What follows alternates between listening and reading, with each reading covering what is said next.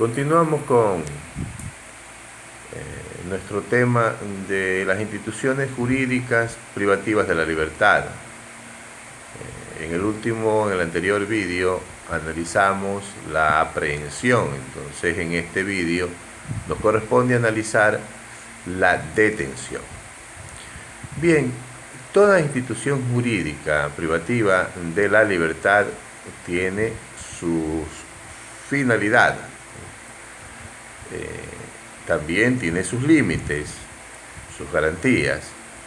Bien, ¿cuál es la finalidad de la detención? La ley nos dice que es con fines investigativos.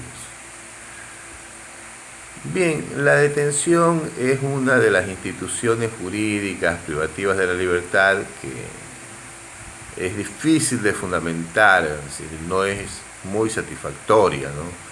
Esto de que se detiene una persona con fines investigativos, como que no nos convence mucho, como que no nos resulta muy satisfactorio esto de que le vamos a detener para investigar. Bien, generalmente, ¿qué es esa investigación? Generalmente es que rinda una versión. Para que una persona, sí, se le puede obligar a que rinda una versión, siempre y cuando no sea el mismo imputado. Bueno, sí, se le puede obligar a que rinda una versión, sí, se le puede obligar. Pero para aquello no es necesario sino un apremio, ¿no? Y eso ya existe en la ley, se puede apremiar.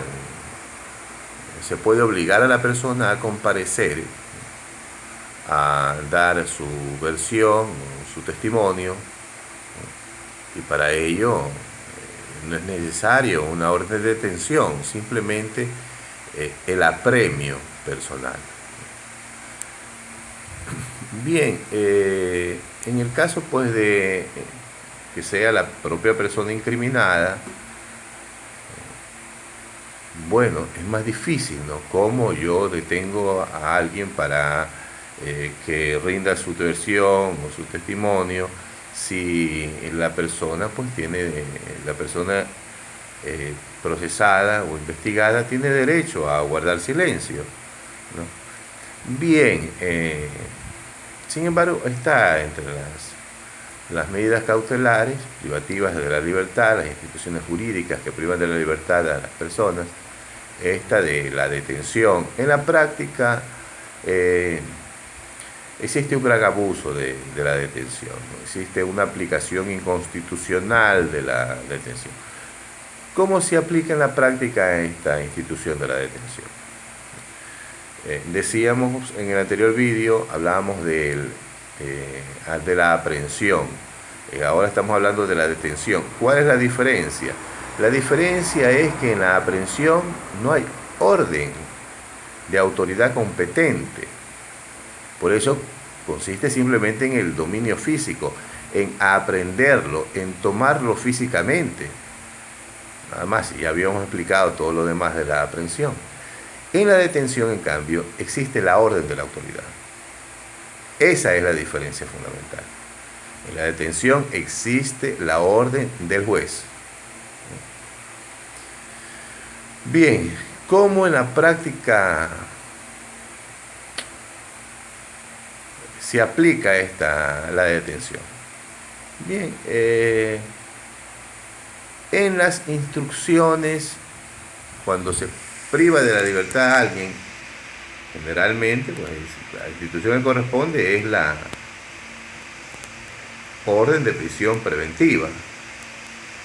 Bueno, la detención es aplicada más que nada durante las indagaciones, es decir, las fases preprocesales, donde hay una investigación policial dirigida por la Fiscalía, ¿no?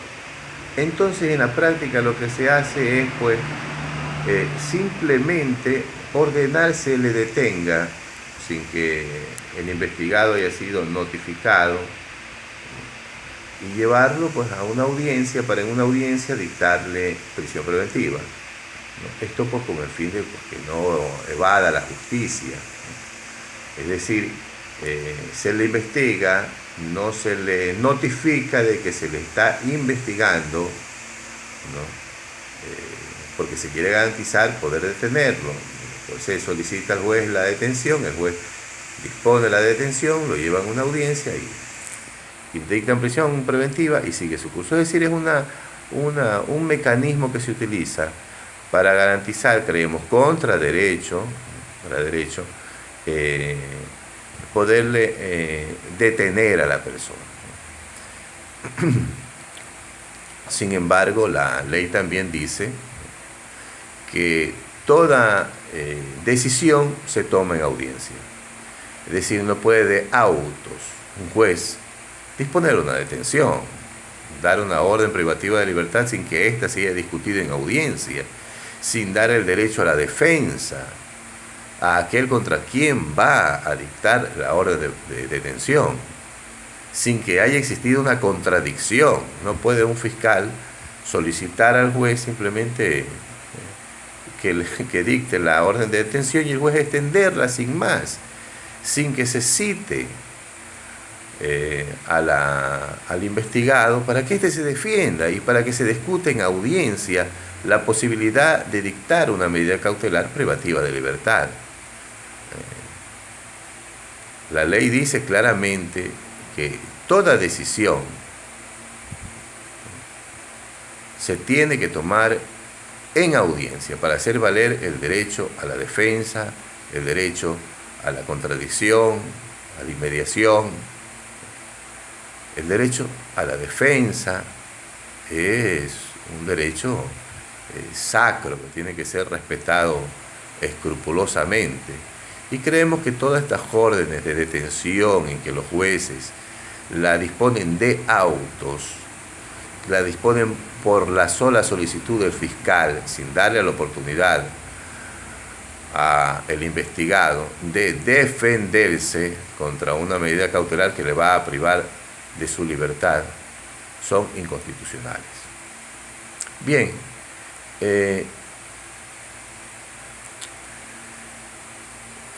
luego, pues,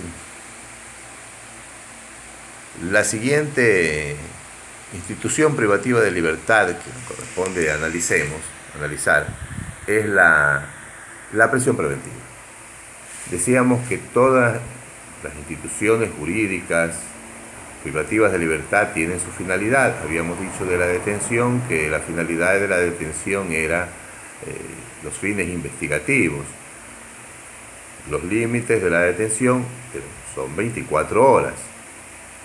En el caso de la prisión preventiva, los fines son la inmediación, garantizar la comparecencia del procesado a juicio. Eso es la inmediación. Y luego también el cumplimiento de la pena que le fuere impuesta. Bueno, este es el fin de la prisión preventiva. ¿Y cuáles son los límites de la prisión preventiva? El límite de la prisión preventiva es 1 año. Entonces, para los delitos reprimidos hasta 5 años, 6 meses, y más de 5 años, hasta 1 año puede durar la prisión preventiva. Bien, estos límites, como hemos explicado antes, son garantías y así los tenemos que entender. Insistimos en esto. Son garantías, no son permisos para reprimir. Normalmente los jueces entienden que las garantías son como unos límites para su actuar punitivo, su actuar represivo. No, no es así. No nos está diciendo el legislador que podemos dictar prisión preventiva hasta 1 año. No, eso no es lo que nos está diciendo. Lo que nos está diciendo el legislador penal es que no se puede exceder de aquello. Es decir, no podemos excedernos en esa facultad punitiva que tiene que tener un límite que es una garantía. Es decir, no nos está dando un permiso, sino más bien nos está poniendo un límite. Es decir, no nos está diciendo puedes hacer esto, sino si haces, tiene este límite que no lo puedes exceder. Eso es importante entenderlo así, el derecho penal, porque en la práctica lo que apreciamos es que los jueces entienden las garantías como un freno, es decir, como hasta aquí llego.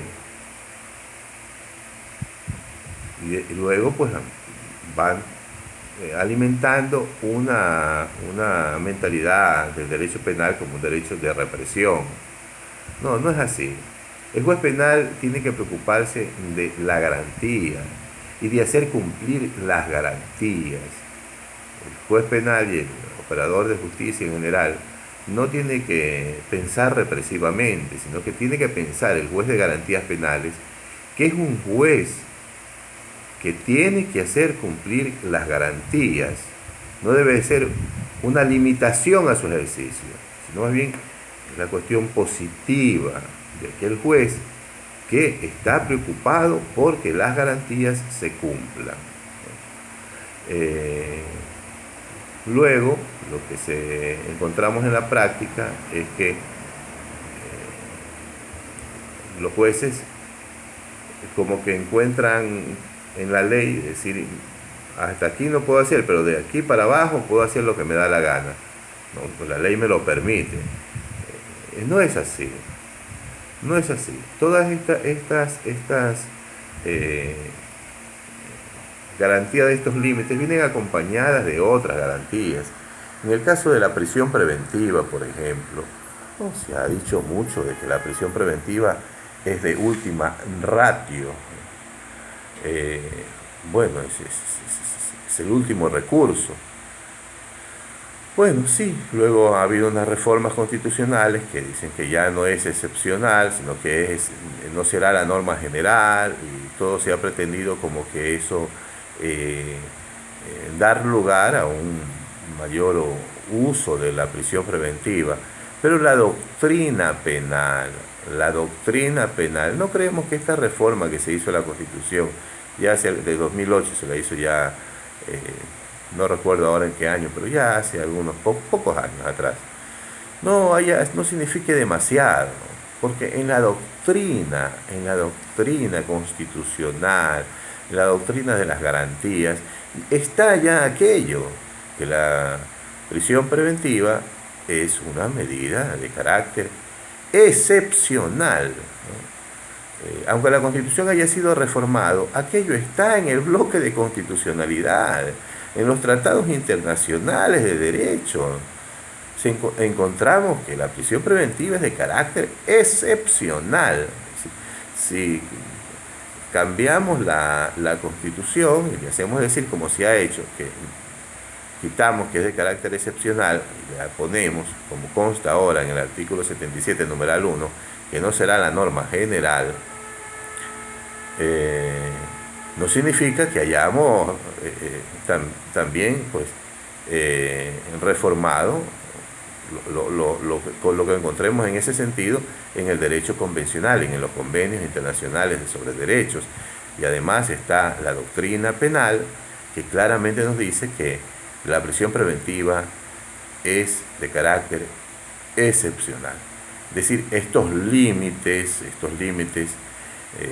que nos establece la garantía de que no podrá exceder más allá de un año, ¿no? De que no podrá una persona estar detenida más de un año con esta institución jurídica de prisión preventiva, viene acompañada de otras garantías, y hay que entenderla en todo su conjunto, en toda su integridad garantista de la institución privativa de libertad, que no tiene el fin de privar de la libertad a nadie, sino de que si de hecho se privare a alguien de la libertad, esta persona contará con todas las garantías que sean necesarias.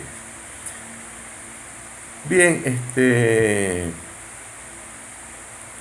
todavía tenemos unos pocos minutos, entonces luego de la prisión preventiva analizaremos, para terminar este bloque de análisis de las instituciones privativas de libertad, con la última que nos queda, que es la pena, y que consideramos es la que nos va a tomar más tiempo.